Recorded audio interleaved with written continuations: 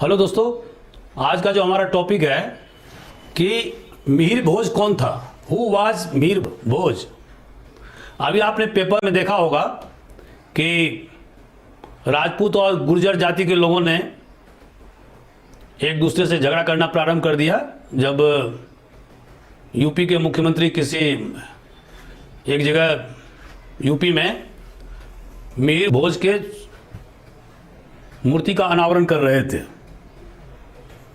तो आखिर ये विवाद क्यों है? और कुछ लोगों का कहना है कि मिहिर भोज राजपूत थे, कुछ का ये कहना है कि मिहिर भोज गुर्जर थे। तो ये विवाद जो है बढ़ रहा है और सभी ने अपने अपने हिसाब से इसकी व्याख्या प्रस्तुत किया है। तो चूंकि ये करंट टॉपिक का हिस्सा है, इसीलिए मैं इस टॉपिक को लिया हूं। आपको याद रखना होगा कि मिहिर भोज को राजा भोज से आप दोनों को एक दूसरे से नहीं मिलाइएगा। राजा भोज परमार वंश के राजा थे और जिनका स्टैच्यू भोपाल के झील में लगा हुआ है। उनके नाम पर भोज यूनिवर्सिटी है और साहित्य के मामले में वो खुद तो प्रखर विद्वान थे ही, साथ साथ उन्होंने बहुत सारे विद्वानों को आश्रय भी दिया था। और उनकी राजधानी कहां थी? धार। मतलब परमार वंश के वो शासक थे और उनका जो पीरियड है वह है 1010 ईस्वी से लेकर के 1055 ईस्वी तक, एडी तक। मतलब कुल उन्होंने 45 वर्ष तक शासन किया।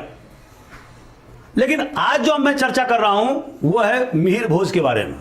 तो दोस्तों, ये मिहिर भोज कौन थे?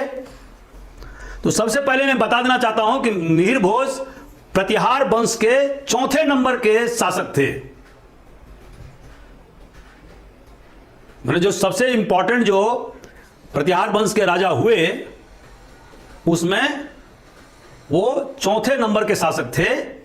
और ये प्रतिहार कौन है तो इसके बारे में आपको हम अभी बताएंगे। लेकिन सबसे पहले जो प्रतिहार के बारे में हमें जानकारी मिलती है वो कहां मिलती है? राजस्थान के जोधपुर के पास में एक मांडोर जगह सबसे पहले उनका यही अर्ली सेटलमेंट था। अब यहां से धीरे धीरे वो ब्रांच आउट होते गए, अलग अलग बसते गए और उसमें एक शाखा जो है वो कहां आकर के बसा? उज्जैन में, जिसको कि पुराने जमाने में उज्जैनी कहा जाता था। और ये पुराने जमाने में अवंती का राजधानी उज्जैन हुआ करता था।